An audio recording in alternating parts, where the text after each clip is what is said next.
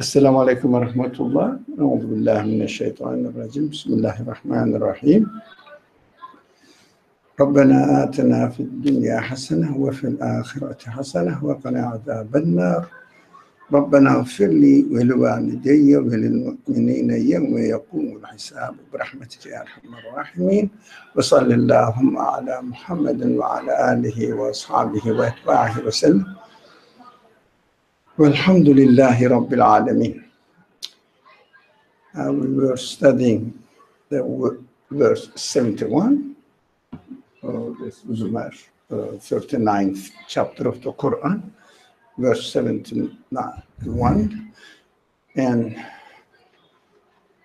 we can, one of you can read the whole text, and we started it, and the last part we didn't study. So who's going to read?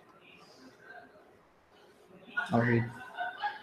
So if no one else, then come on, read it. I think you know it. You know it. You read it. No? You read it. Okay. The unbelievers will be led to hell in crowd until when they arrive there, its gates will be open. And its keepers will say, "Did not messengers come to you from among yourselves, conveying to you the signs of your Lord and warning you of the meeting of this your day?" The answer will be yes, but the decree of punishment has been fallen due upon the unbelievers. Unbelievers. So there are some words that we have to be careful in this text. I don't want to go back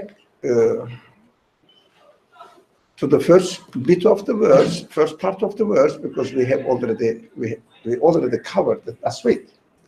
So now this week, I will say its keepers. Its keepers, the keepers of the, yeah. Don't be afraid. We are not going to hit you. Yeah. Yeah. Keepers of the hell. Now, so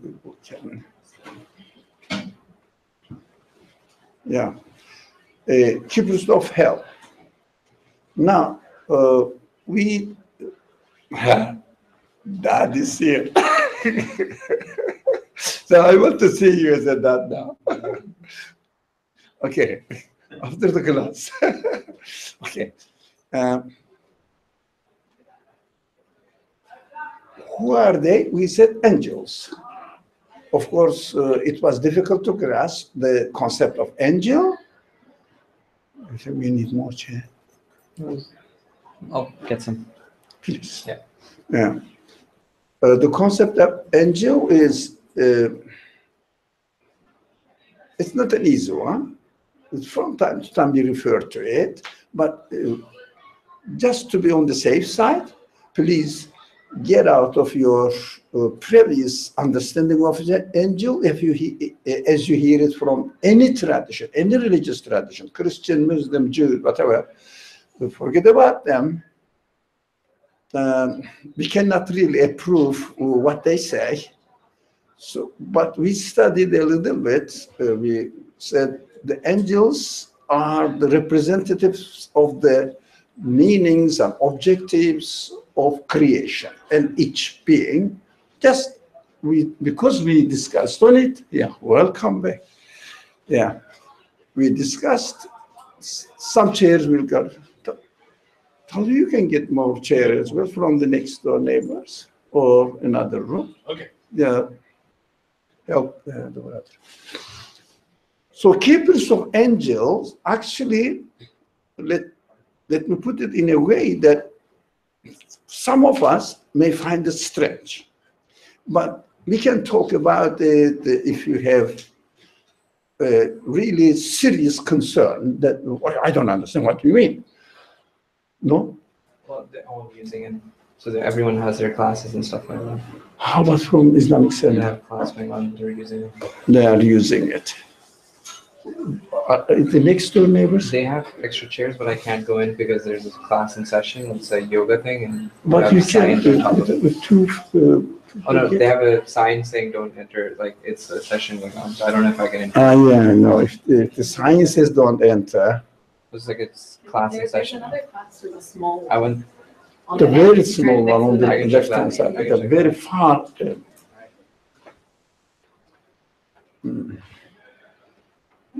When we do something wrong,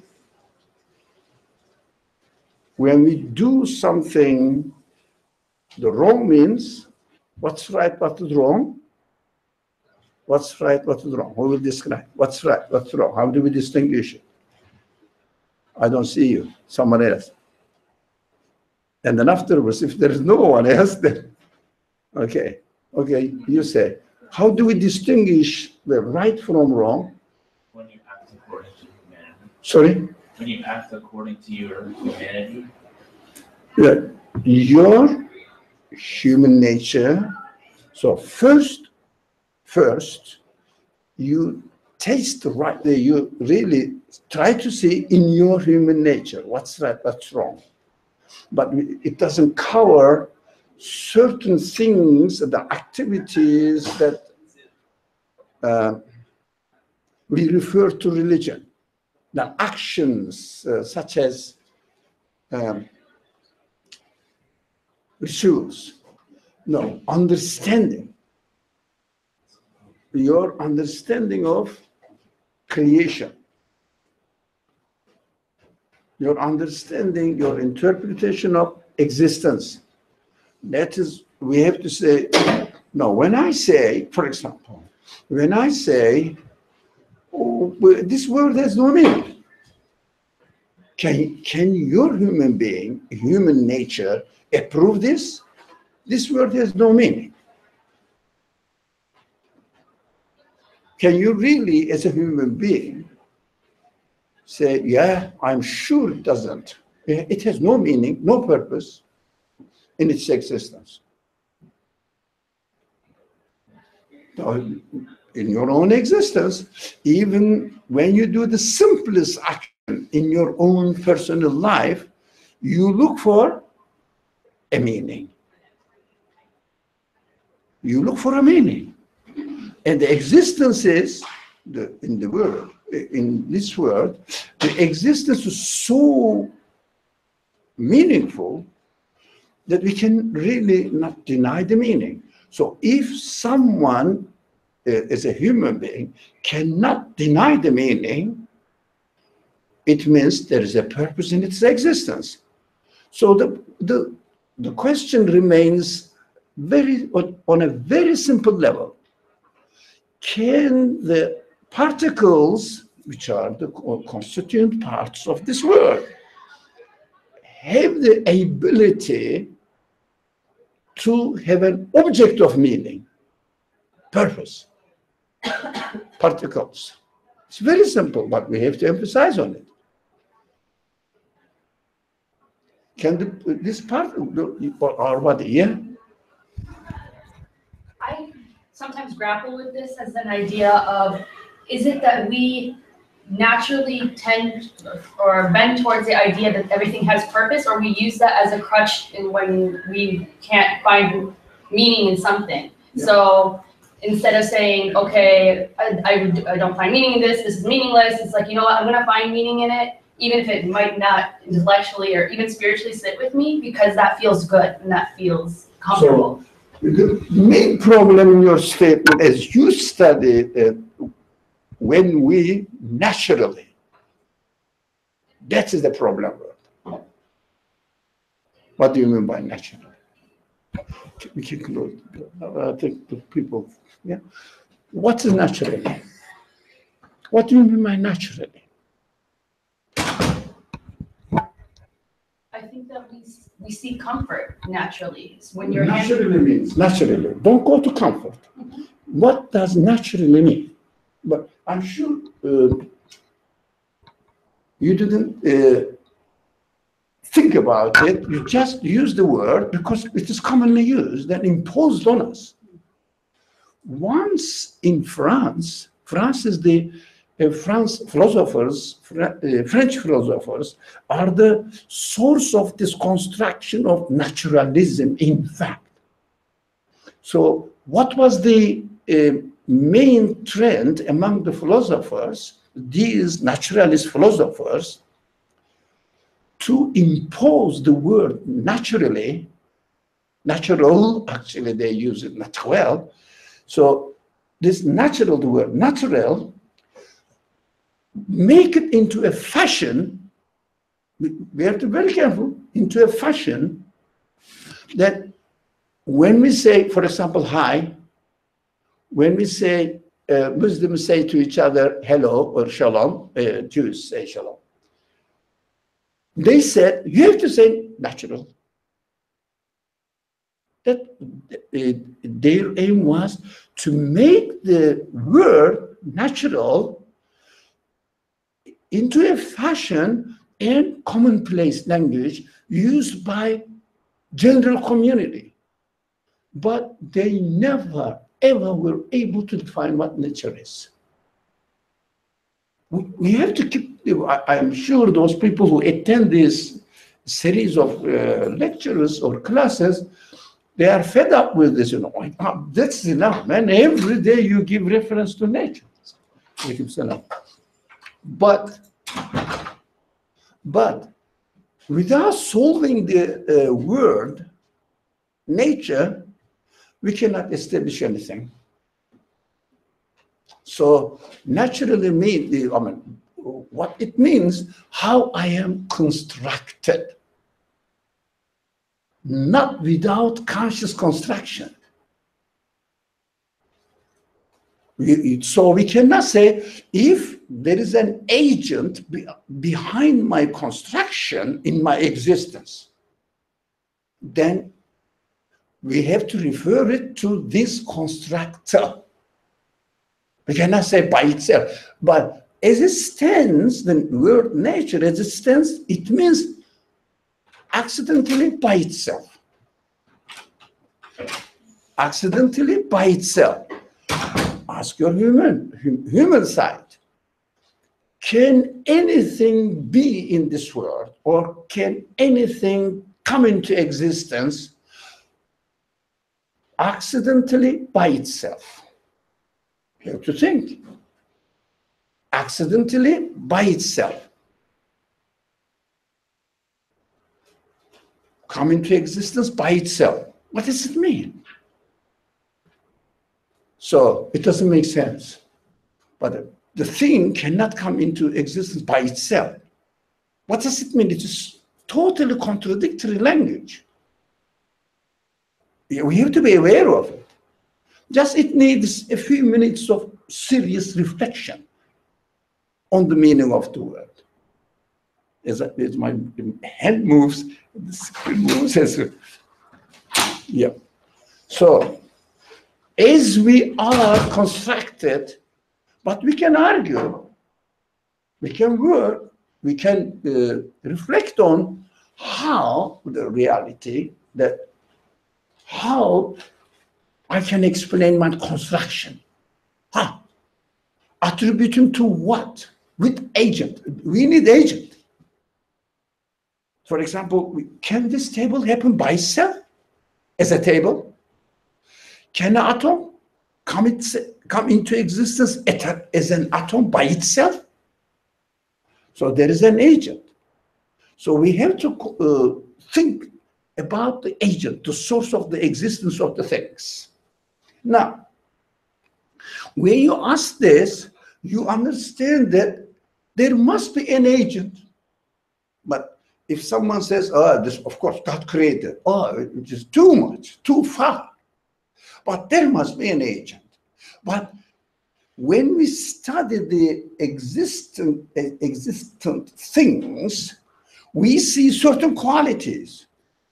So we have to think about the quality of the agent who will be able to give these qualities to that thing.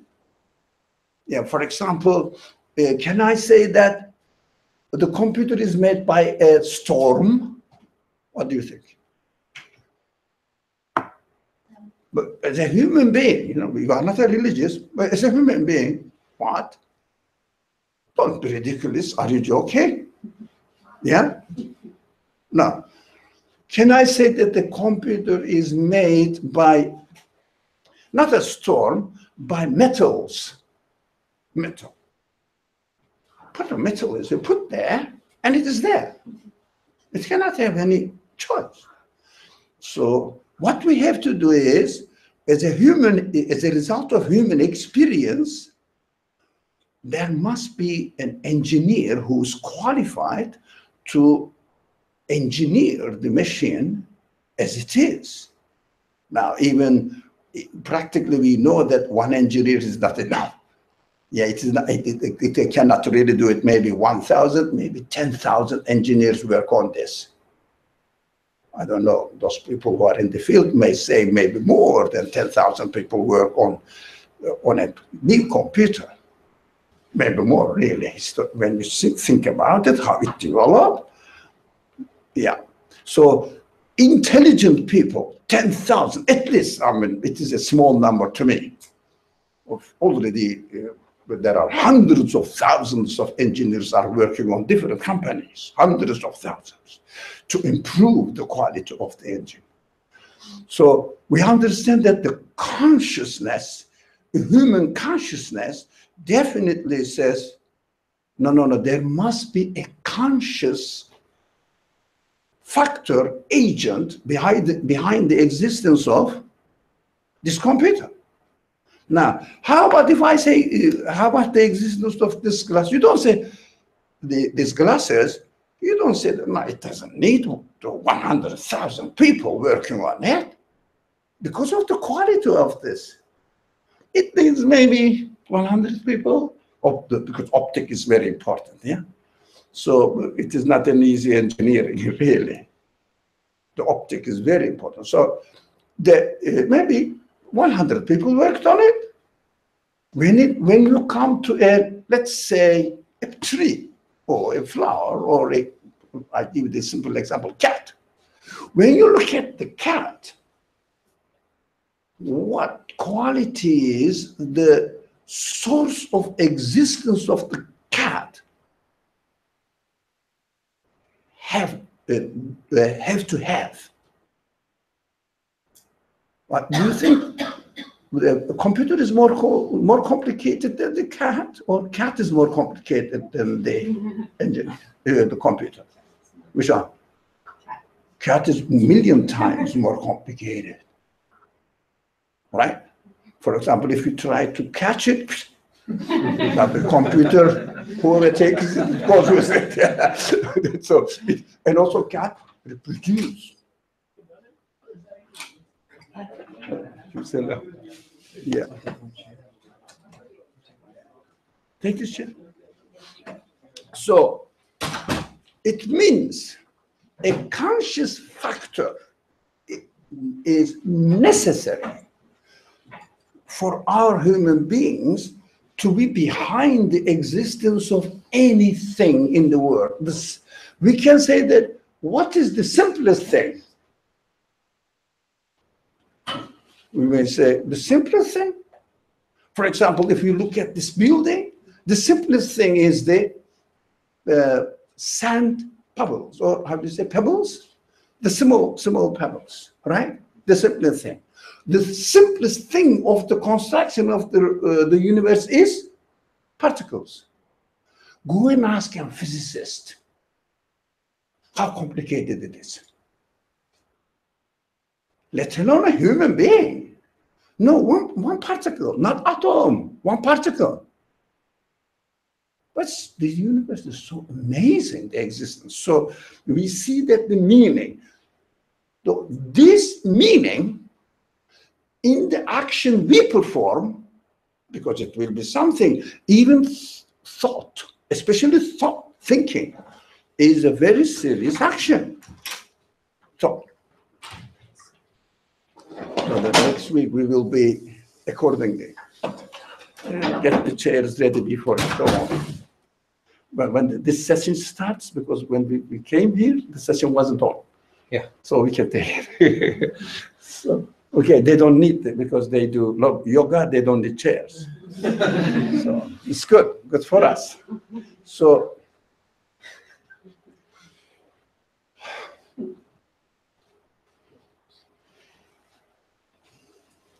the meaning in our thought the existence of the thought. This meaning affects our human feelings. Why? For example, if you hear a good news, you cheer up. God forbid, bad news, now you start, feeling sad. Because according to the thoughts and reflections, what happens? The result of this reflection may affect your feeling, right? This feeling, the existence of this feeling has meaning, and your consciousness captures this feeling. Now, this is the angelic side of the action. Do you get it? And this tells you, look, this verse says, the keepers of the hell will say, the angelic side of the meaning of the actions, but actions does not necessarily mean their physical actions. Because human beings are so complicated, our actions mostly based on our thoughts, reflections. Why? For example, let's say there's a snake here. It's a good animal, and there's an animal in fact. Now, the snake here, but you didn't know. You have no thought of it. No, it was a wrong sentence. You have not thought of or were aware of its existence there. What happens? Its being there has no effect on you. As soon as you realize there is a snake here, what do? Scream. Look, your thought affected you. Your feelings, and accordingly you reacted. That feeling has meanings or meaningful side. This side is angels bringing the news to you, meaning. But we have to be careful, the meaning. So the meaning of the reflections, our reflections, are the keepers of the hell. In the hell, if it is wrong, if it is against your the way you are constructed, what is expected of your existence. But if the meaning transferred to you by whatever is transferring is the angel, and what makes you feel happy. And this happiness represented in paradise. Everything is happy. You will be happy with it. So the keepers of paradise and keepers of hell, we are communicating with them now.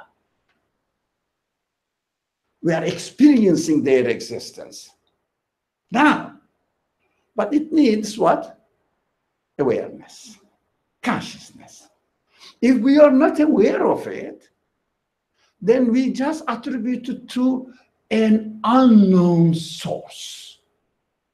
And it is not human to me. Then human beings must be leading a purposeful life. So if someone has, most of the time I find myself in this position, if someone has no purpose in his actions, what do? For example, I'm speaking and I don't mean anything. What do? You say, this man is not a real sound human being. There must be something wrong with him. Right. But when it comes to belief matters, what do? Without realizing, just repeat what we heard. Doesn't matter whether you believe or you deny. This is important. We have to think about the effect that we are experiencing of what we do in this world, how we observe the world. If we think about it, when I think of the existence of this world on this line, I see that, oh, I feel uncomfortable. And this is the message that we are getting, that right or wrong. When I think of the existence, the meaning of existence of anything in the right way, or in a way that makes me feel happy, then that is the sign of the keeper of paradise coming to you. Yeah, you are in paradise now. That the second creation, next creation, because we are experiencing everything here on a transient base. But what we want, permanent base. Our existence must be on a permanent base, but there is no such thing in this world. But in our existence, we see that especially what we like must be permanent. But there is no permanence here. Now, but I have the sense of permanence. My particles cannot give me the sense of permanence, which doesn't exist in this universe. Isn't that amazing? Permanence, eternity. But I don't want my existence, especially the existence of my happy situation or happy feelings, permanently. Now my typical simple example is very simple. Now you are not like me. You see very clearly now. You are young. So let's say 1,000 years you have a perfectly working pair of eyes. After 1,000, that's enough. Let's take it out. Take them out. What would you say? It is the end of, be careful, it is the end of 1,000 years period. Tomorrow, the people can say, okay, now it's time. Let me take up. The 1,000 years you have been using that. Isn't that enough? What do you say? Well, it's okay, take it out. It's enough because I had enough experience of it. Who says that? The numbers, whether 1,000 or 1 million, the last moment we say, no. Is it possible to have another 1,000,000 years? Don't we? Listen to yourself. So permanence is engraved in our, if you like, engineering, hardware. It's hardwired in our engineering, but there is no such thing in this world. What happens? Contradiction. Right? It shouldn't be. So there must be another world that we will experience everything what we have experienced here on a permanent base. That is why when we talk about paradise, hell, the God will create after I die or after the destruction of this world, looks like legend. We have to admit that. That's why, well, I don't take them. Now, I have to experience it.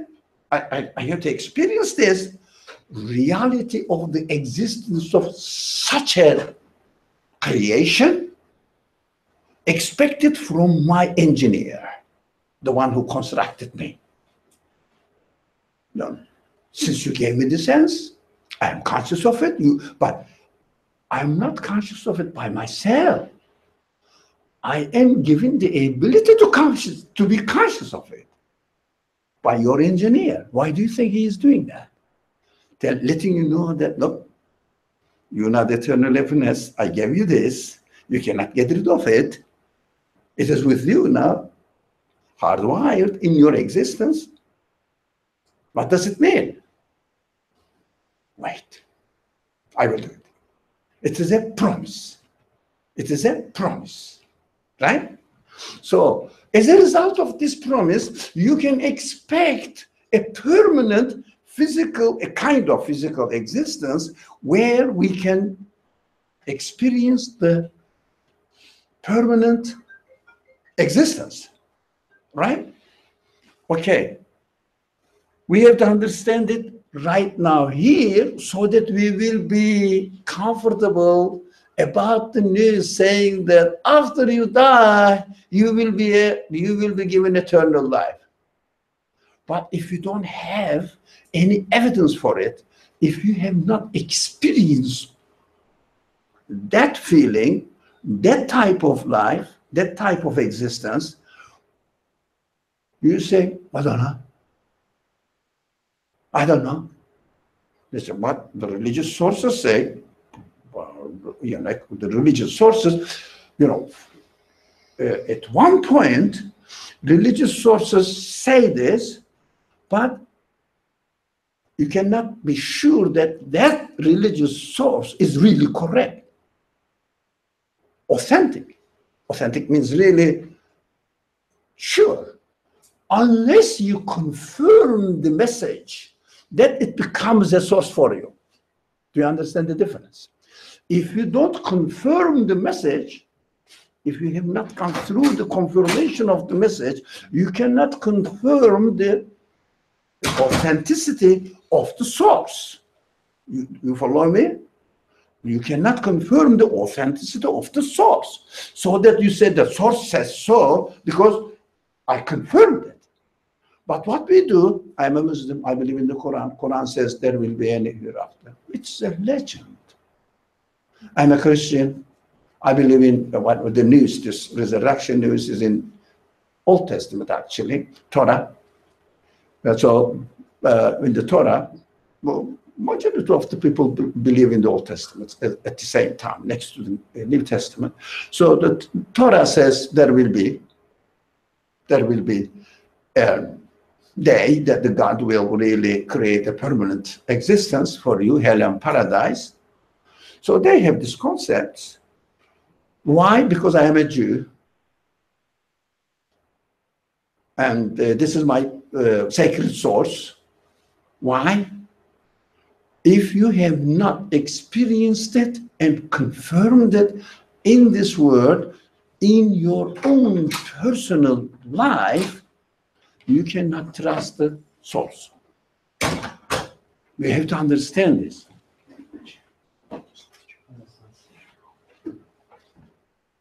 We have to be convinced here, but it really is necessary.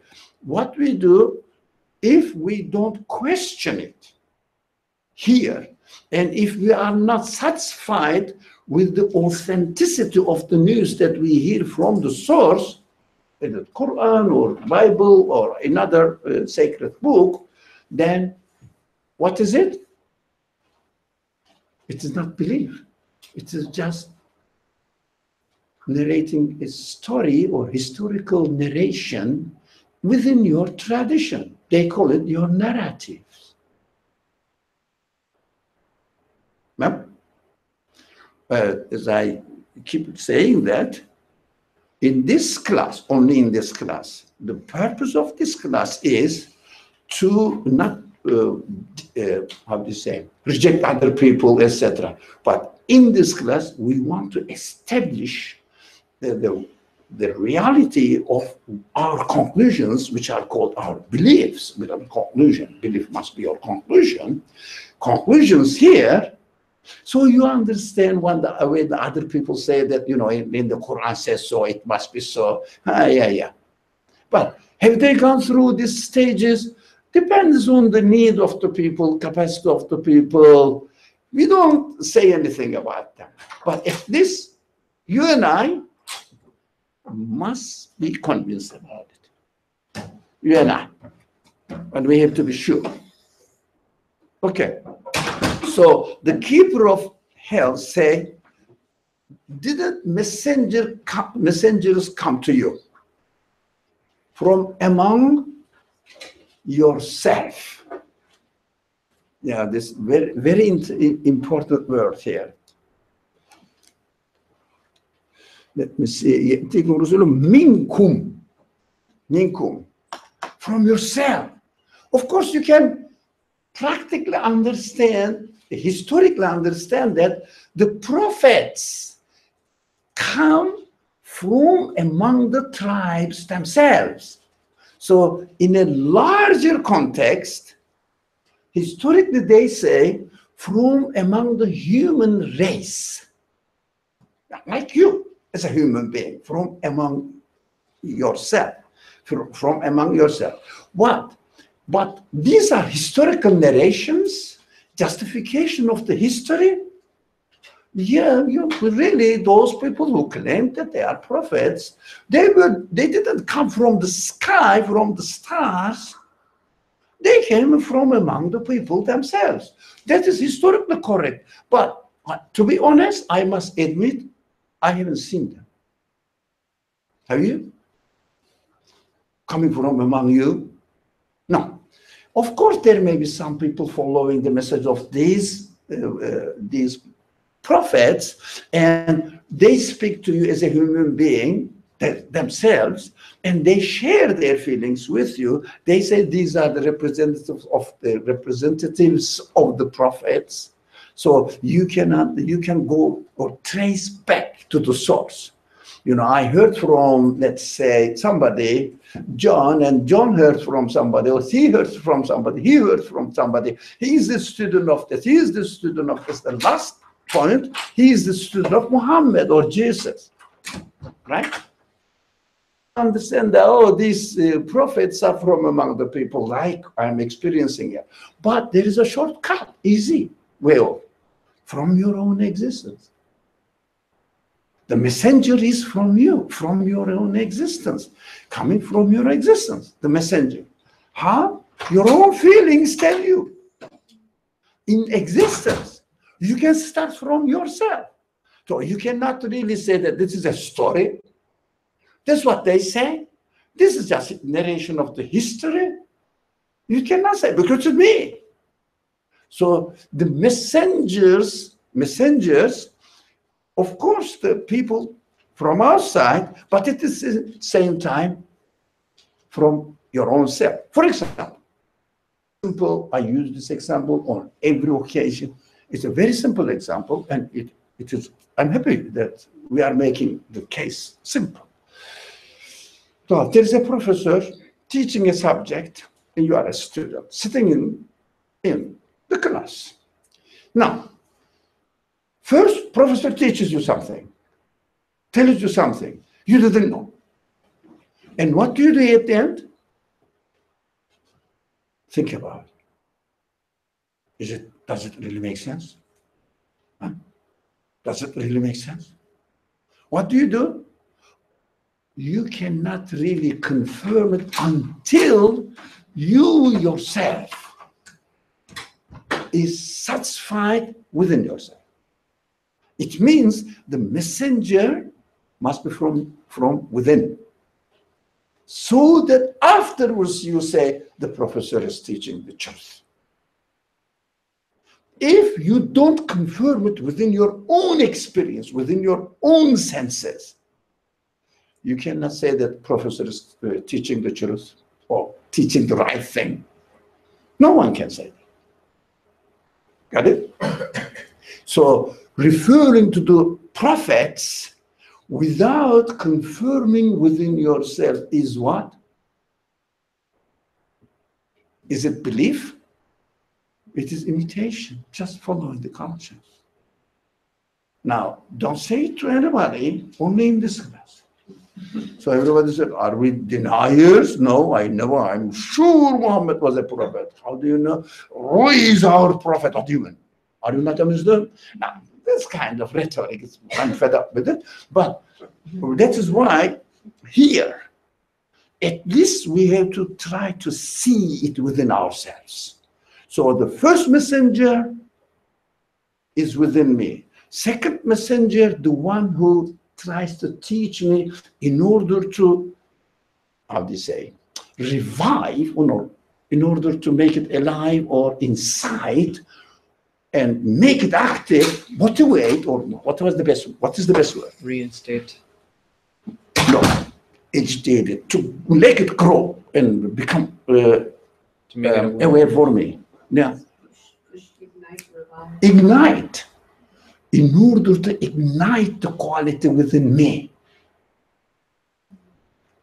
So I say, oh, this man is really telling the truth. I can comfortably confirm it. If he says, I learned it from somebody else, and he learned from Muhammad, example, or Jesus, or Moses, these are, I mean, apart from Muhammad, Jesus is somehow historically, you can confirm it. The rest of the names that we know, for example, let's say, Noah. Who knows Noah? Where is it? I don't know. Yeah? Is there any evidence in somewhere that such a being lived in this world? No. But these are what? The names of real people, but as far as I'm concerned, these people are symbolic, representing the same message in the history of mankind.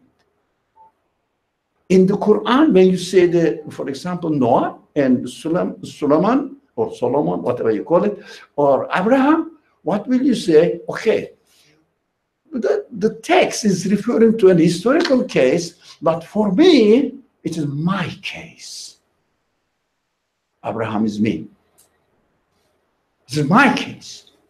So if you can confirm it within yourself, then you can confirm the teacher. Oh, he's teaching with the truth. You get it? Is it clear? So we have to take the word from the teachers, and apply it to ourselves and elaborate on it, reflect on it, try to experience it within yourself. It must take it into your own feelings or emotional side, rational side, whatever you call it, intellectual side, altogether as a human being. If you are convinced, then go back to the teacher, whether this teacher is a man or a book, or, for example, teacher writes a book and sends it to you. I mean, as if you are being taught by the person there, without the book, it doesn't matter, and you say, this book is right. That is belief. Your cognition, your conviction, confidence in your conclusion. Because you cannot get the confidence from outside. Right? Unless you yourself experience it. Narrations, okay, somebody narrate everything, but be careful. For example, a typical example, let's say, a simple example. Who has been Malaysia? Oh, no. Japan? You are everywhere. Where, for example, Singapore? Yeah, oh yeah, it's there. But there is a Kenya? Oh, there are many people. That's one. So there is let's say a country that no one, Tibet? Tibet? Oh, no one. So you have not been there. Now, if someone says there is a piece of land and there is an administrative body there and certain people being ruled and administered under the certain administration there, which is called, what was it? Tibet. Right, Tibet. What you do, you say, one person said, two people, one person said, but really, another person, I'm coming from Tibet. I flew from Tibet. Well, it looks like true. Do you see what I mean? But be careful why I gave this example. In physical matters, the narration by a great body of the people, which is called, how do you say, In Arabic, you know that maybe you might have heard of it, tawatur. How do you say tawatur? Council? Sorry? Council? No.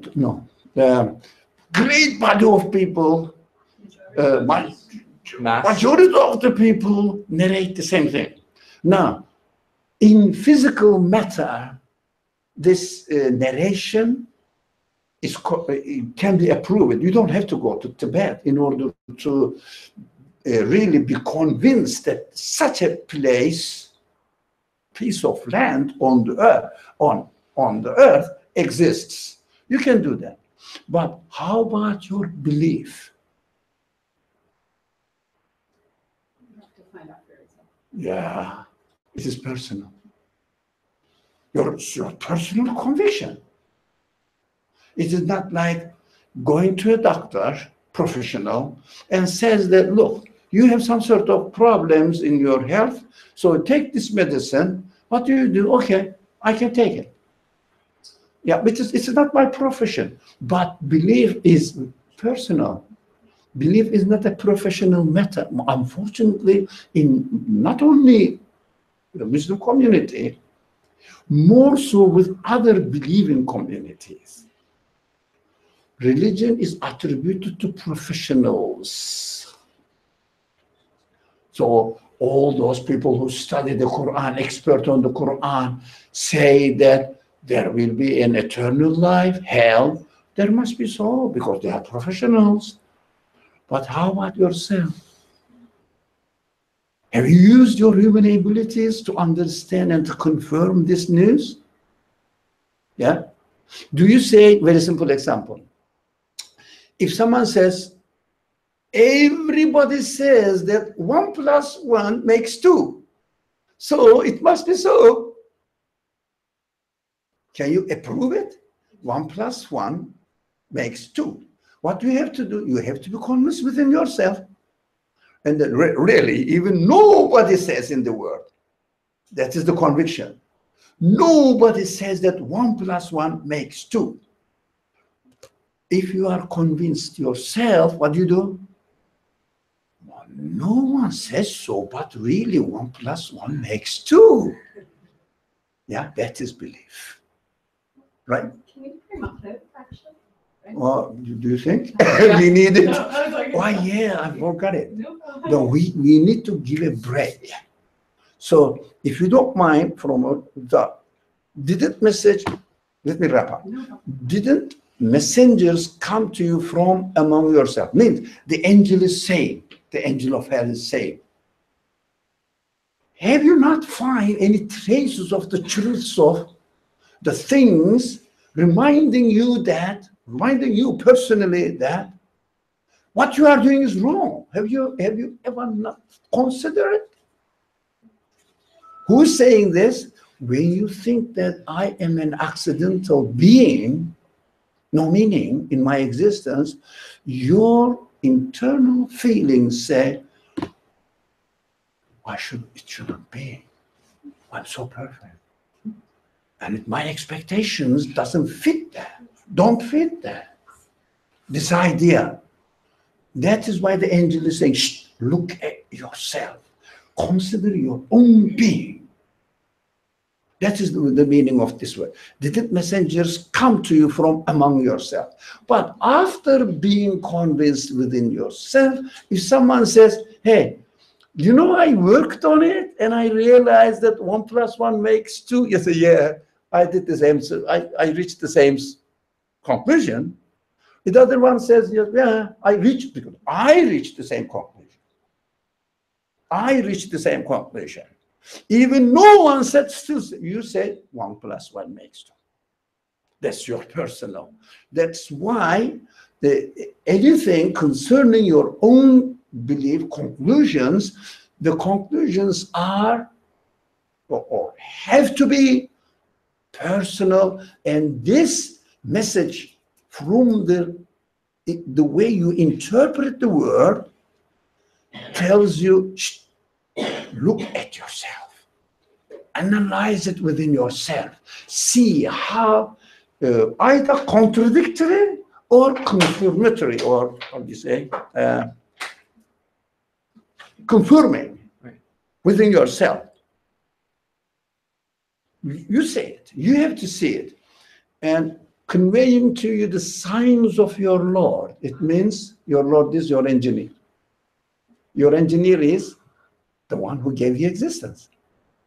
Right? And continuously giving you existence. That's it. And warning you of the meeting of this your day. Okay, we will go further, but after the prayer, the last two lines we will concentrate on.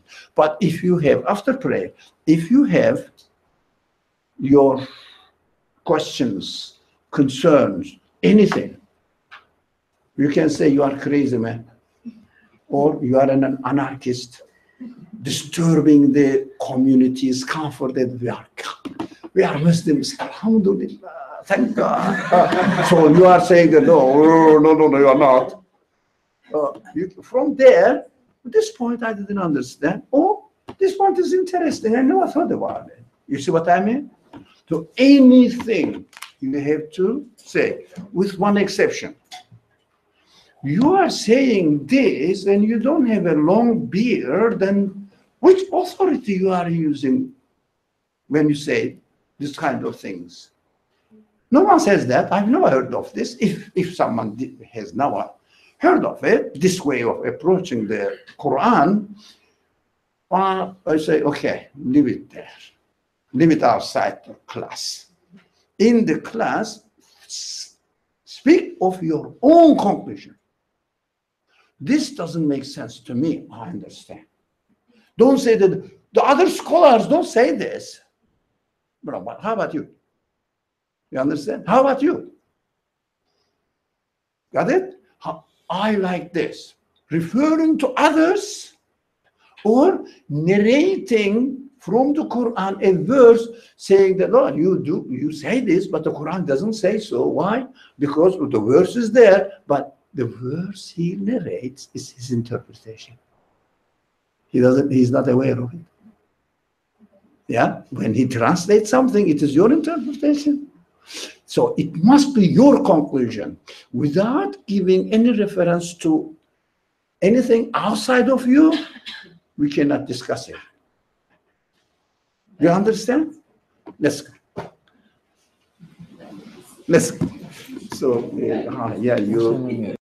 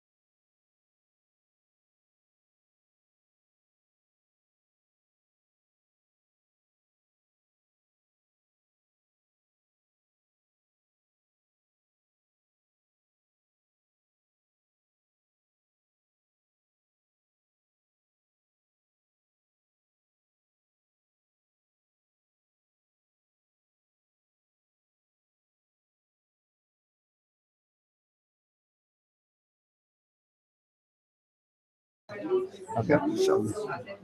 Okay. Assalamu alaikum wa rahmatullah. We are back. Yeah. Thank you. Thank you for being quiet. Okay. Now, the text says,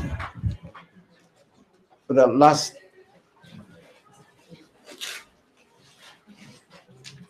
warning you of the meeting of this your day. I mean, have you not received any warning? Now, this warning, of course, we can understand this word, this phrase. Of course, this day means after the day of resurrection. That's what generally understood. But how about now? This kind of creation will happen. I must be convinced about it. That's why this kind of creation must happen, which is the permanent result of my education, my training of my human feelings, must be. And since there is no, we talked about it, since there is no permanent creation here, but there must be a case, there must be something that I will experience this permanently. But have you not seen or heard, conveyed to you the signs of your Lord? It means you have a Lord.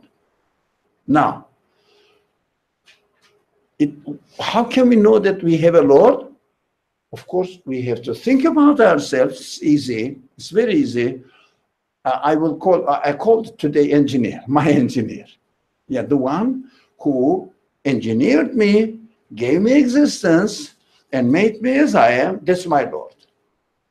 So it means the one who created me, who gave existence to me, and who gave existence to all of my human side, physical side, everything, as I am.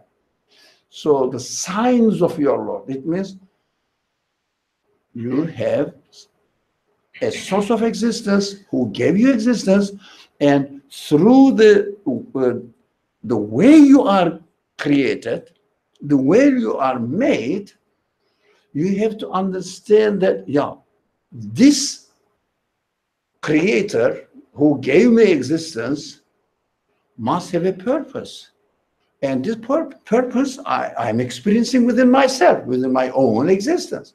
For example, I am using this machine. I've never seen the engineer. But the way it functions gives me what? The purpose of the engineer. How did I know that? Is that I can say, look, the engineer wants me to press this key in order to get this result. If someone says, what are you talking about? Have you seen the engineer? No. Yeah? How do you say that the engineer wants me to press on this key? But it functions in this way. It is made in this way. So you can communicate with your Lord, with your engineer, through what? Yourself. Yourself. To use yourself and see how it is functioning. You understand that my engineer has established my being in this way. Do you get it? Is it clear? So the signs of your Lord, where are they? The signs of your engineer, where are they? Primarily, anybody? Within yourself. Signs of your engineer. And also, you are made in total interaction with the rest of the universe, in harmony with the rest of the universe. You can say that the engineer has put you in such a way that you can communicate with your environment. So the signs of your Lord starts from you, that you have to be convinced that you have a Lord.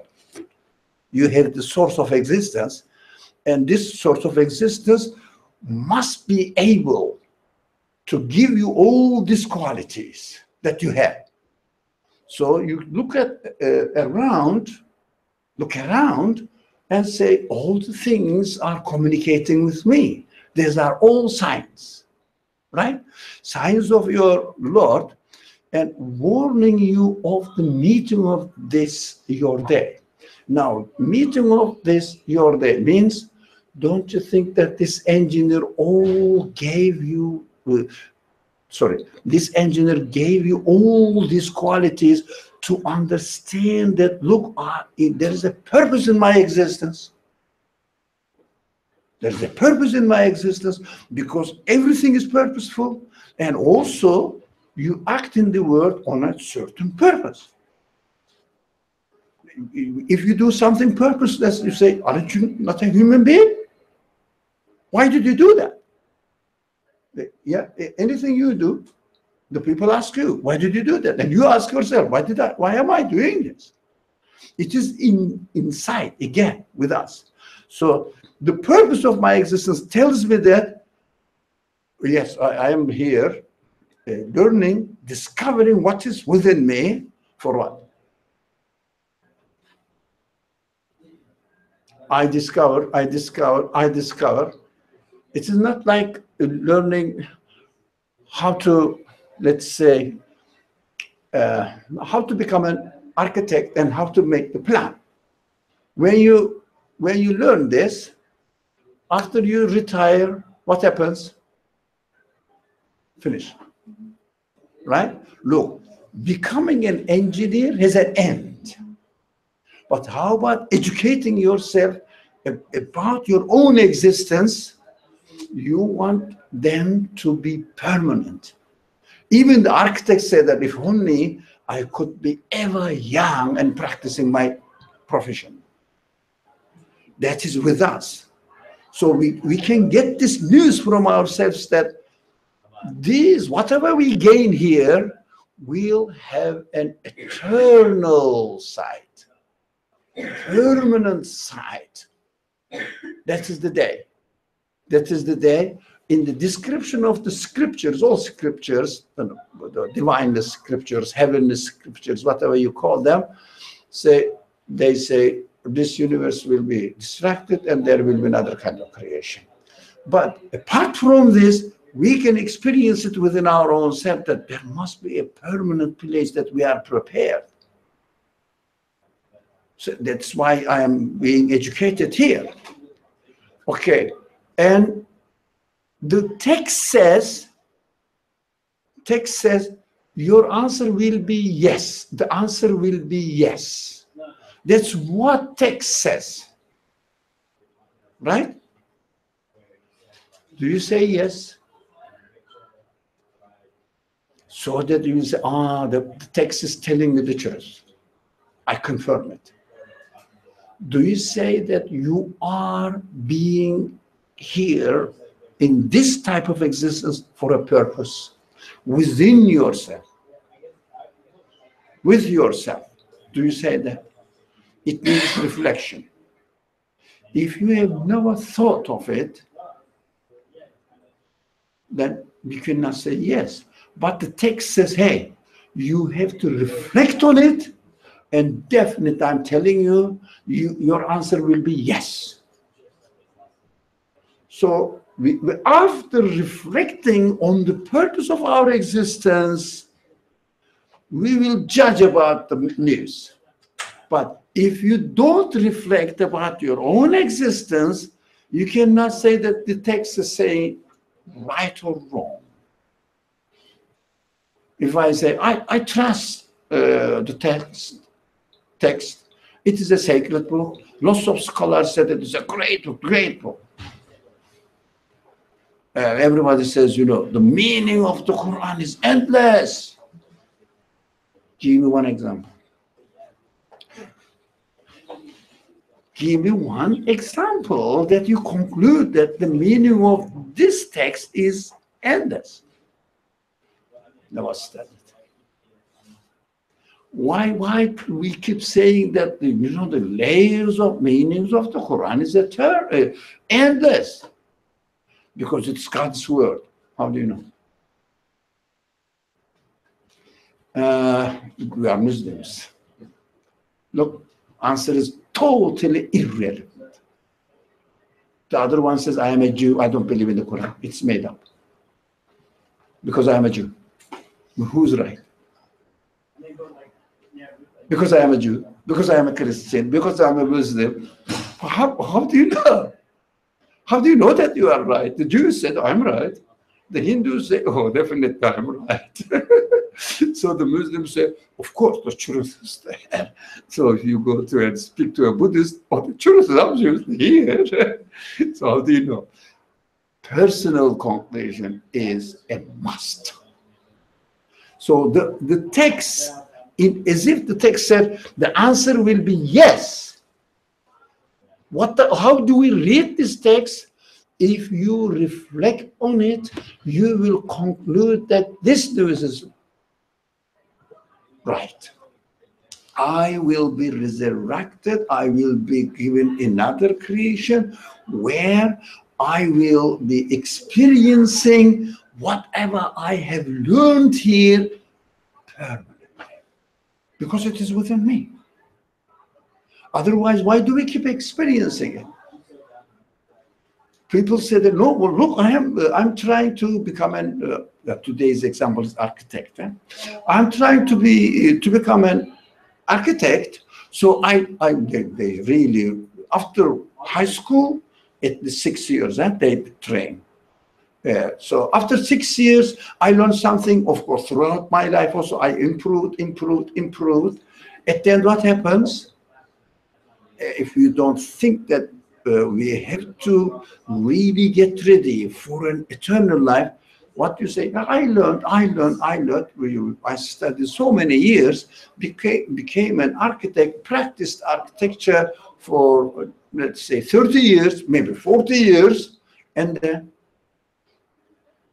died. Finish. But if we listen to our humanity, the way I educate myself, train myself, must turn into eternity, because I want eternity. I want eternity. So the answer will be yes. We will reflect on it and then decide. If we say within ourselves that, yeah, there must be such a creation where whatever I have learned there, I will be practicing it for eternally as a human being. Whatever I have learned here, but learning is what? Not a profession to do it and make money. Who you are, who your Lord is, who is the source of your existence is.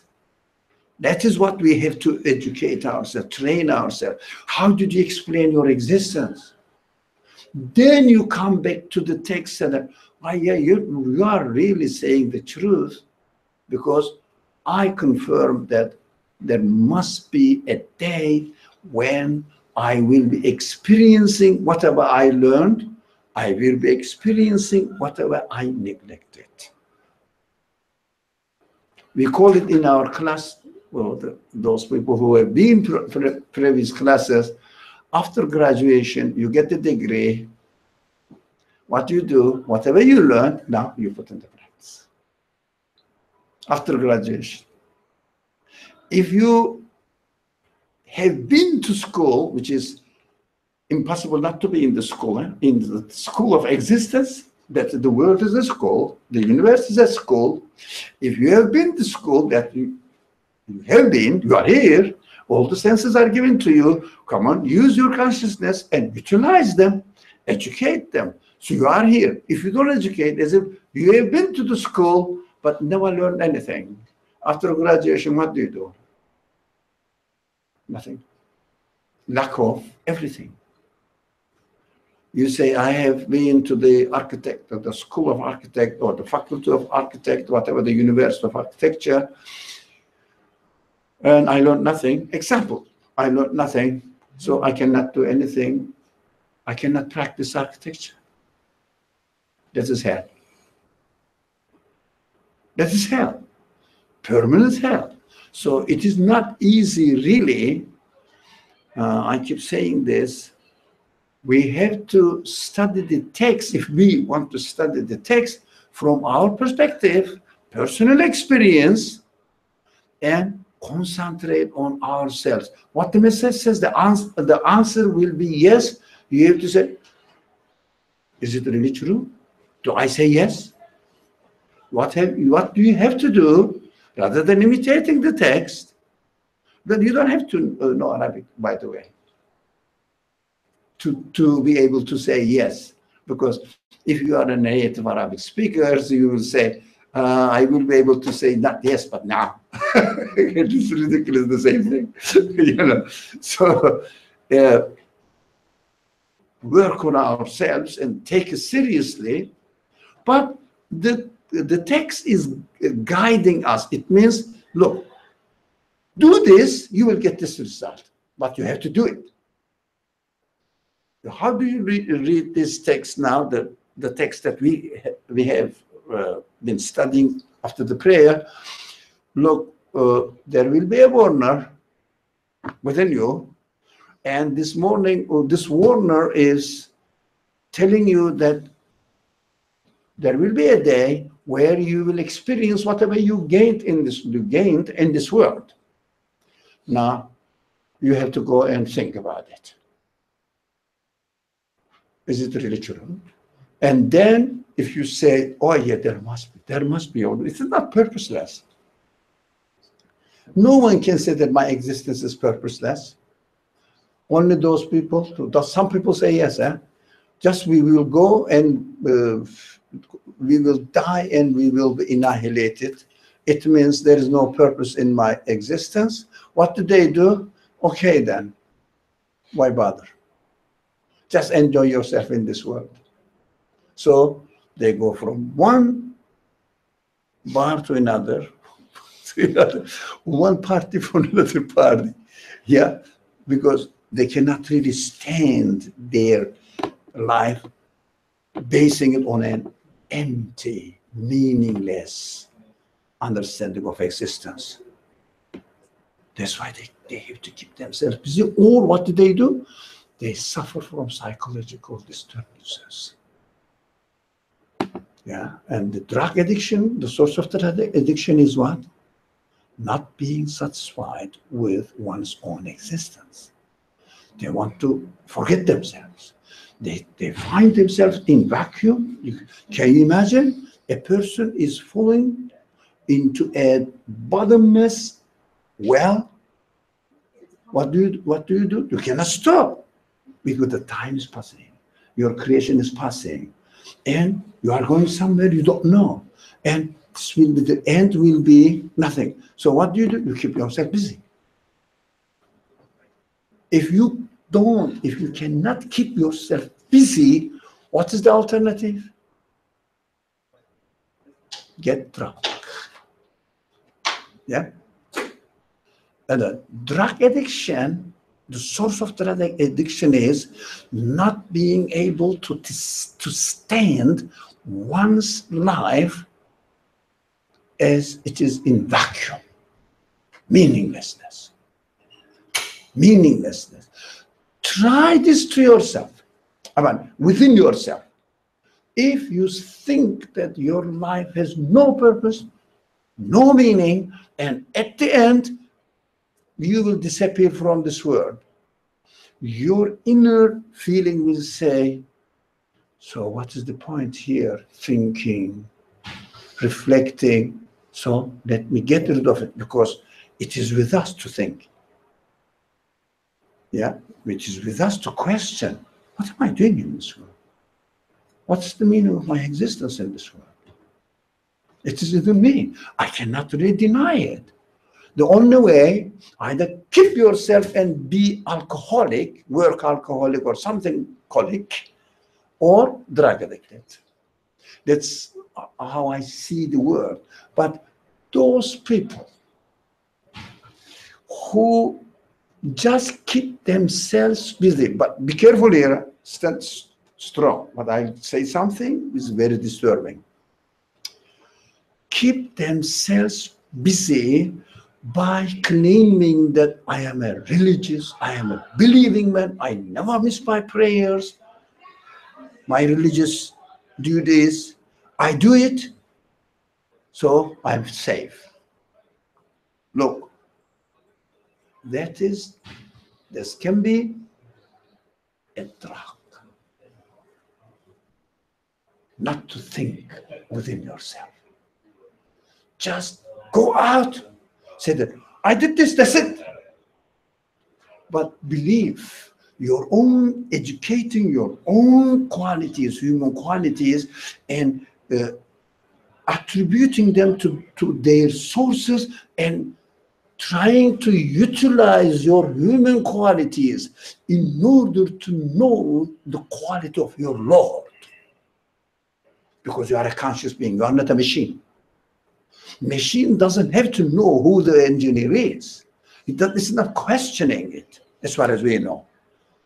No, it functions, it is made. But human beings are ready to function as they are made, but we have the choice. We may not use our abilities and demonstrate it as the machine does. Do you understand? Because we have to question. We have to question. So, instead of questioning, some people keep themselves busy with the word, or mostly a kind of consumption. This is the word now. Consuming, doing something outwardly, physical things, keeping themselves busy with physical things, all the clothes and relationships and writing or text messaging, or keep themselves busy. This is one type of running away from your reality. The second type, really physically taking some sort of drugs. Not really carefully thinking about your reality. What you do, you make your mind blurred. You cannot concentrate anything. You cannot really ask. You cannot really question yeah? The third one is equally dangerous. Keeping yourself with outward functions of religious duties without really questioning what you are doing and what does it mean to your humanness. Just say, I obeyed it, as if I give this typical example. Look, what do you want? I am a citizen, and as a citizen, you have to pay the tax. Okay, here is the tax, let me alone. Pay the tax, let me alone. Do you believe in it? That's the only way to get out of it. You don't have to believe. If there was no law, if it is not really compulsory to pay tax, how many people pay tax? No one. No one. Almost no one. Some people may have some sort of patriotic feelings that to be proud of his state or something. But most of the people, no. They try to what? Reduce the amount of the tax they pay. They say the accountant, make it as low as possible. Why? Because they don't believe. But that is the only way to get out of the pressure of the state. So some people use religious rituals to get out of the pressure of one's consciousness. Do you notice that? So he doesn't have to think. I'm done. That's it. But if these actions are performed as a result of your own conclusion, as the verse says here, the answer will be yes. Really? Will it be? Will it be? Let me think about it. Do I say yes?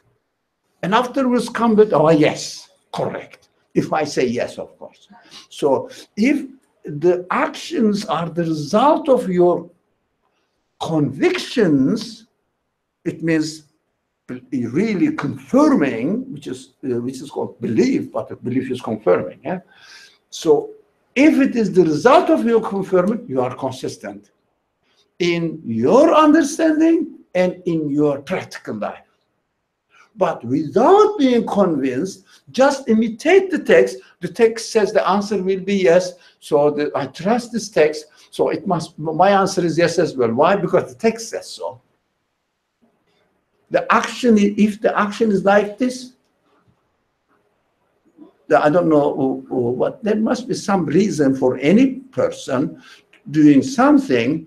It is better than not doing, but the ideal case is you have to be convinced and accordingly do the religious duties, perform the religious duties.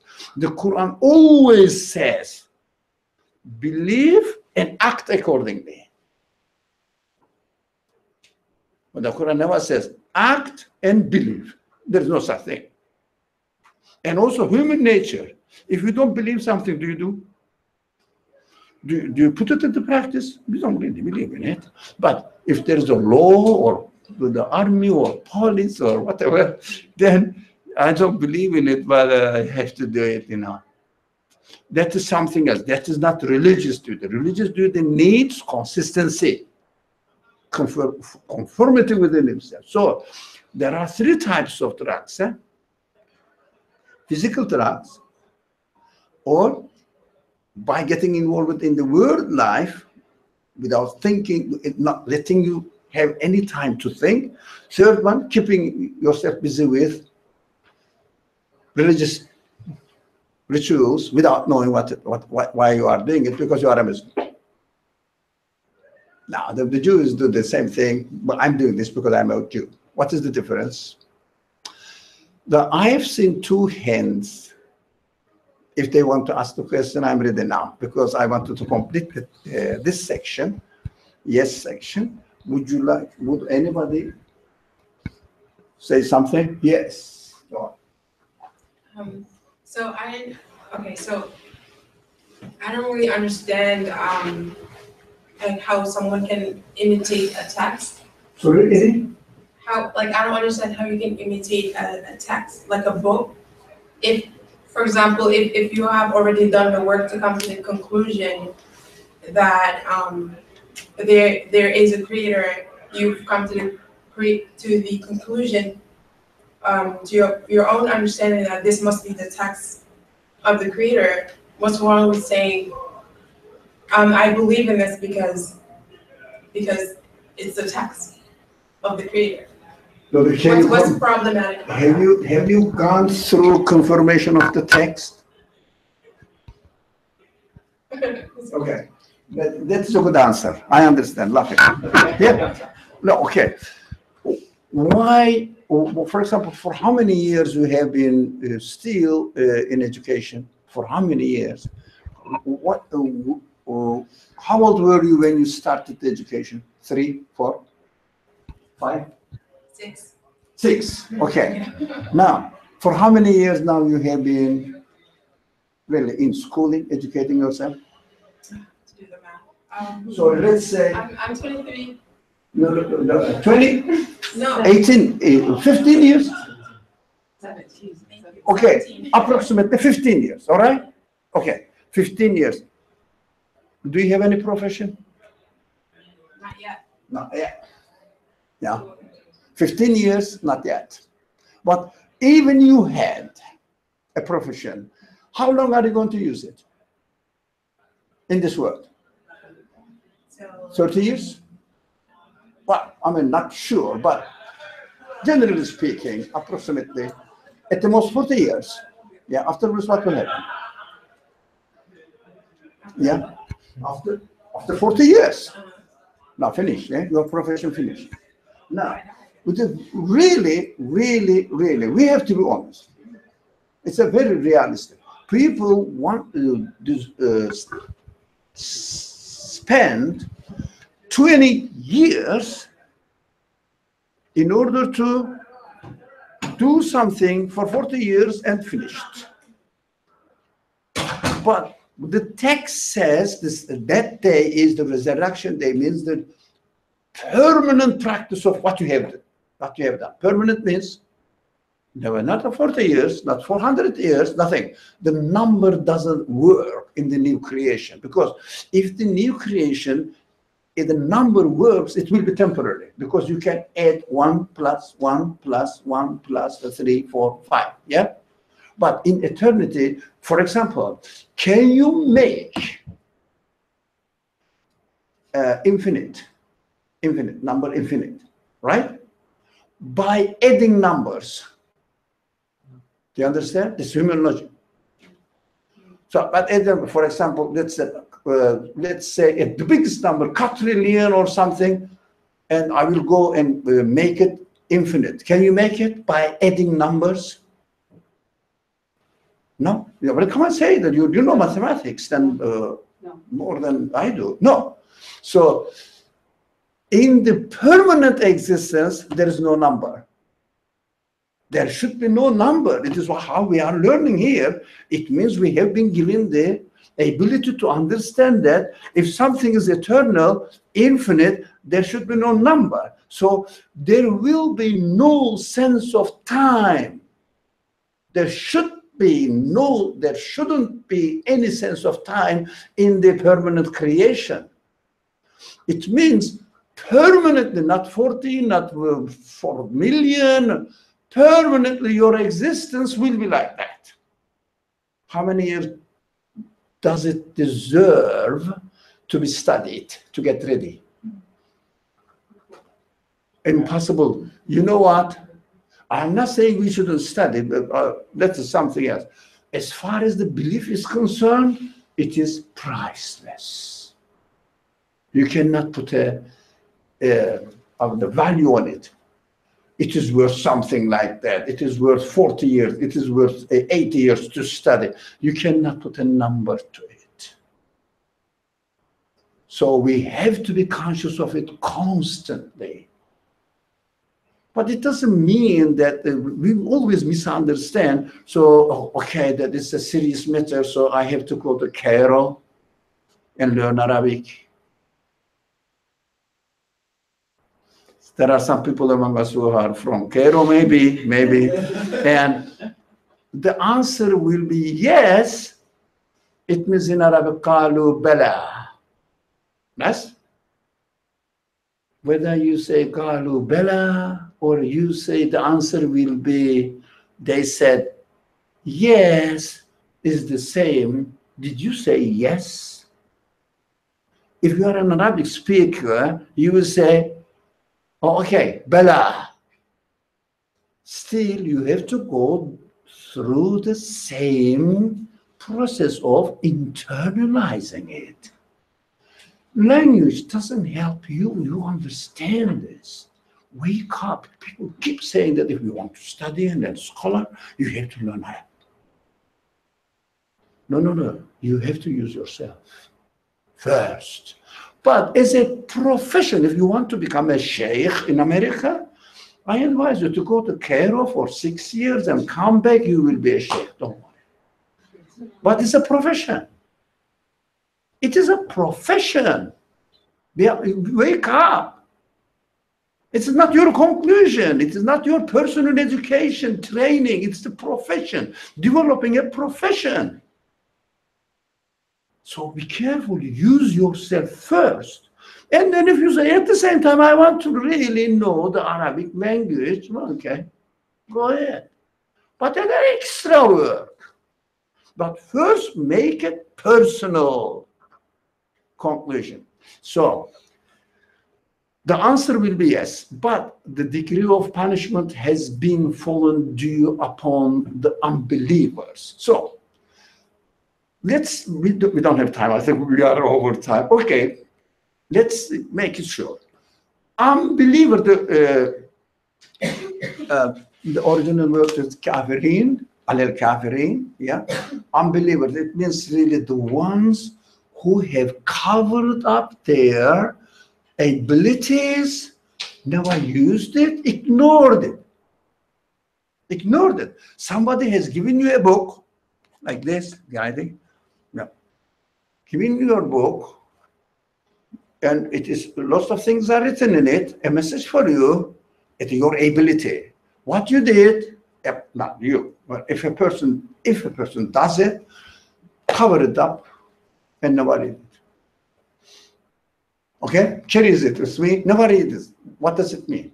This is a very valuable book, the most important book, but it is covered up.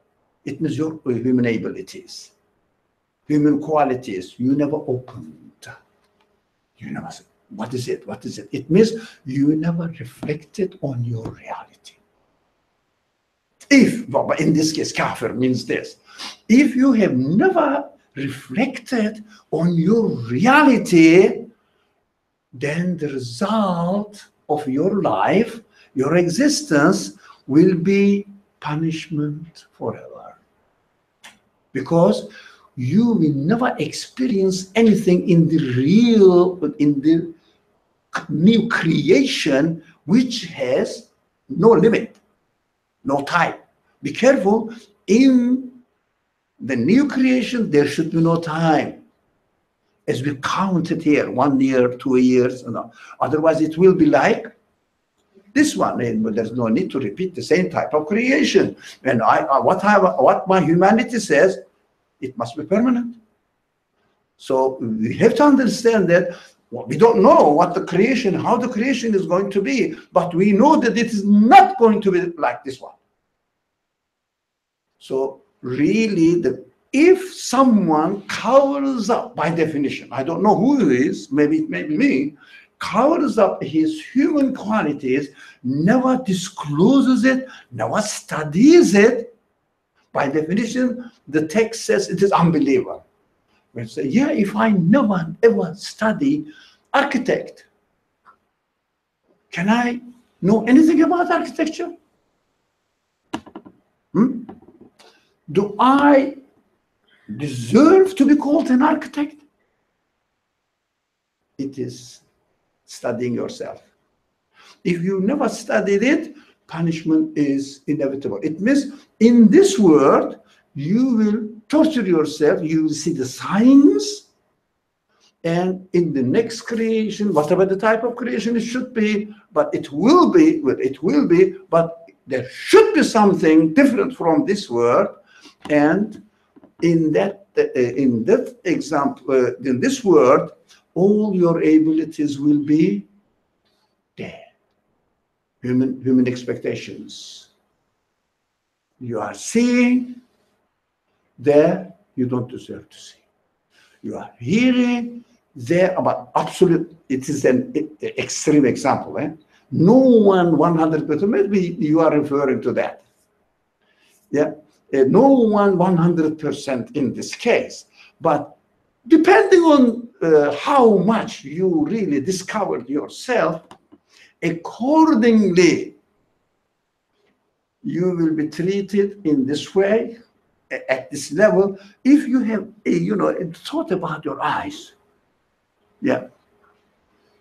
And every morning, what we do, the ladies, please don't misunderstand me. Go in front of the mirror. Yeah? So, have you ever thought, what is it there? Huh? How come that I see? But you paid attention. I'm not saying you are doing it. Yeah? You paid attention to the outward appearance of your eyes every day, half an hour. I don't know what it is. Why is it there? What am I going to do with it? It's ridiculous, isn't it? What we are doing is really, we are just wasting our life. So, if you have never thought of the purpose in the existence of your existence, and in your existence, there are eyes. Why are they for? Why am I given eyes? To see the things that you see then and you die. What is the purpose in having these eyes, or in giving these eyes to me by my engineer? Why? If you have never thought of it, by definition, the text says, and we can confirm it, I never deserve to be called as an architect. I learned nothing. I covered it up. All the architects' books, I covered it up. It means I never discovered it myself. So I never deserve it. So the text says, whoever never thought about the value of his eyes and what are they representing there, why are they given to you, they will be blind. And we say, yeah, it must be so. Why? Because if I never study architecture, I have no right to practice architecture. I can't. I'm not ready. I have not prepared it. But in reality, the potentiality within me to become an architect is there. But I have never used it. If I have never used it, I will never be able to practice architecture. That's why Qur'an is symbolizing it and teaching us that whoever is blind to his own nature and never discovered the meaning of the existence of their human qualities, example, eyes, they will be blind. You say, yeah, that is justice, isn't it? You've never learned. Can you complain that, why don't you really call me an architect? But you know nothing of it. No one calls you. But you may belong to a family, of the members of this family are all architects. Does it make you an architect? Yeah, you become an architect because your father is an architect, mother is an architect, brother, sister, your grandparents were architects. Does it make you an architect? You have to learn it. Yeah, you might have been born into a Muslim family. It doesn't make you a Muslim. Or whatever you call it yourself. Somebody might have been born into a Christian family, does not, this fact, he's born there, does not make him or her a Christian. It is a personal experience, personal conclusion, personal, if you like, study. Don't cover yourself up. Open yourself, your book. So when I say this, those people who are familiar with the Quranic language, do you remember the verse which says, Iqra kitabek? It means, what Quran says, read your book. It means what you have learned from your book in this world, read it out. If you have not learned, by definition, everybody has something, but by definition, if you have never read your human book, in the hereafter, in the new creation, you will must read your book. I don't know what it is. I've never studied it. I never opened the page and read it. It means never consider my reality. Right? Which is a horrible conclusion, really horrible. No, I don't want to be like that. So the way, think about yourself. If you want to read the Quran, you can read it, but relate it to yourself. Huh? Don't imitate it. Relate it to yourself. Be serious with yourself as much as you can, but it must be always in your mind the one question. We should never ignore this question. Why am I here? Why? What is the purpose of my existence? That is the question always needs to be with me. What am I doing here? Why am I doing it? Why? Don't deviate yourselves in the no, I am here to study to become an architect. Think about it. As a human being, does it satisfy you? You are an architect. Only what they do at the end, they put you in the ground and put a stone saying that Architect Ali lies here. Finished. Architect finished and born this year, died this year, and finished. So they write, I don't know why do they write the date of birth and date of, or year of birth and year of death. Why do they write? I never made sense of it. What does it mean? You lived in 1850 until 1910. So what? So it's ridiculous. And also some people write the title, Professor somebody lies here, or something, honorable, member of the parliament, how are they called? Representative, parliament representative, right? From this period to this period. Where is it? In the grave.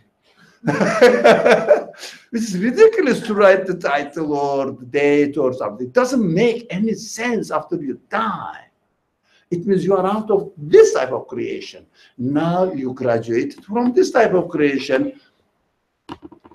How are you going to practice your existence in the permanent existence? So I think we should stop here. Thank you. Next Wednesday, inshallah, we will get more chairs. Inshallah, we will try. Saturday. Thank you very much. Sorry? Saturday as well. Saturday as well, but Bismillah ar-Rahman ar-Rahim. Saturday, we are here again at 11 a.m. So the subject is different, but the method is the same. Inshallah. Bismillah ar-Rahman ar-Rahim. Subhanaka la ilma lana illa ma 'allamtana innaka antal alimul hakim wa akhiru da'wahum alhamdulillahi rabbil alamin. Thank you.